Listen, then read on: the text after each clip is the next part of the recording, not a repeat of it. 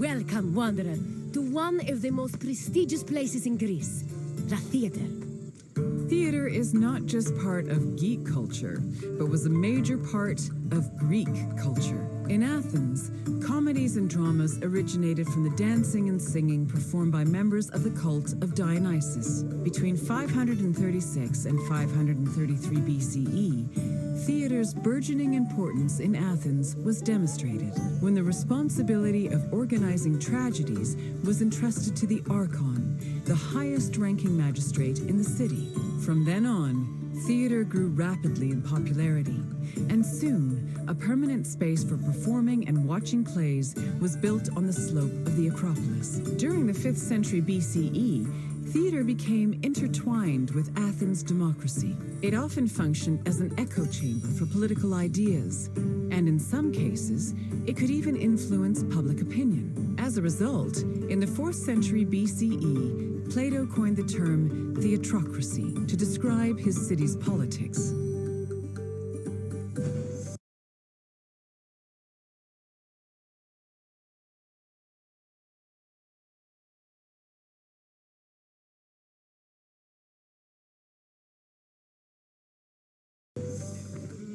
Theatrical competitions were held in the sanctuary of Dionysus Eleutherios, god of wine and patron of drama.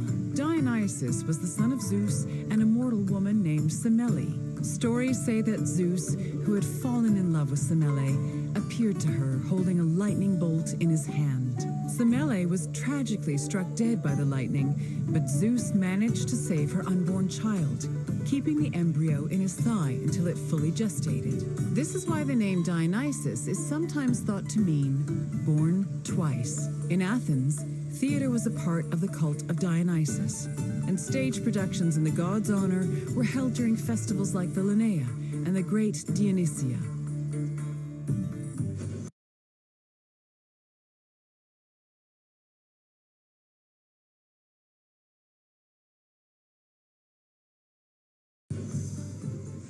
In Athens, there were 3 festivals that honored Dionysus with drama performances: the rustic Dionysias, the Linnaea, and the Great Dionysia.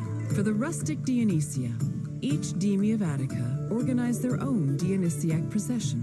The parades were full of phallic songs, dances, and symbols meant to signify fertility, and participants wore drunkard masks and sang bawdy lyrics about the god. The Linnaea was the oldest Dionysian festival. It was exclusively reserved for Greek citizens and mostly made up of comedy performances. Finally, the Great Dionysia was the most important festival. Taking place over several days, it began with a parade called a phallophori, followed by a dithyramb contest, and ending with consecrated drama competitions.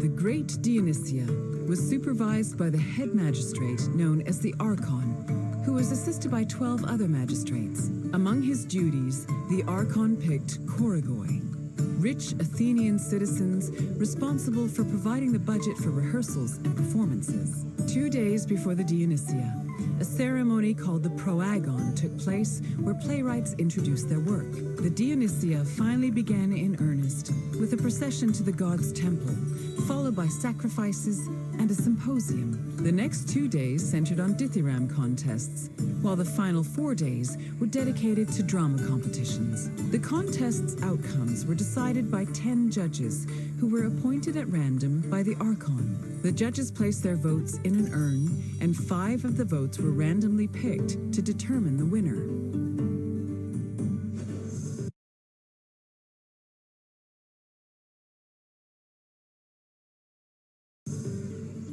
All Athenian stage actors were male, regardless of whether they were playing men or women. Tragedies originally featured only 1 actor performing alongside a chorus, eventually reaching a maximum of 4. Adding more roles opened up the opportunity for dramatic dialogue. During performances, they prepared themselves in the skene, a building that served as a backstage area, before emerging onto the proskenion, or stage. The skene could be painted to represent backdrops like palaces, temples and tombs. Its roof was reserved for appearances by the gods. These gods could be moved around with a crane called a mechane, which produced spectacular visual effects. On stage, actors wore masks and elaborate costumes. For tragedies, they were adorned with magnificent clothes. While for comedies, actors playing male characters wore hugely exaggerated phalluses, probably to maximize the laughs.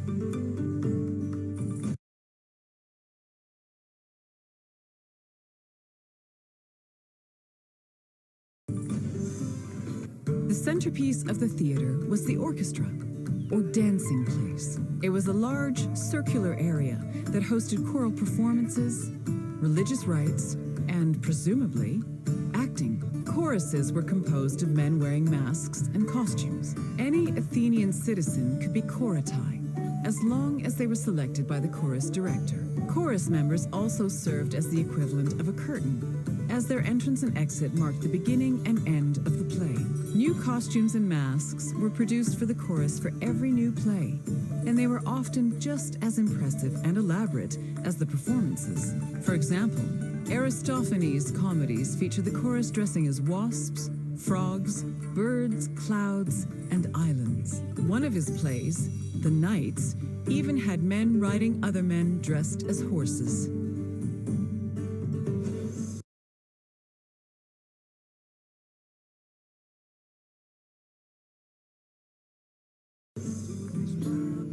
Athens' Theatron, or performance space, could seat up to 17,000 people, nearly a tenth of the population of Attica.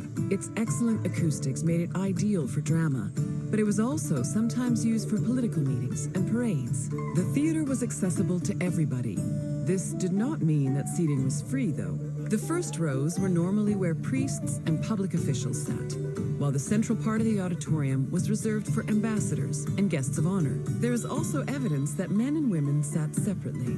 In general, theater audiences were emotional and noisy. During performances, they would shout, curse, and throw things depending on their mood, and their reactions were just as much a part of the experience as the acting.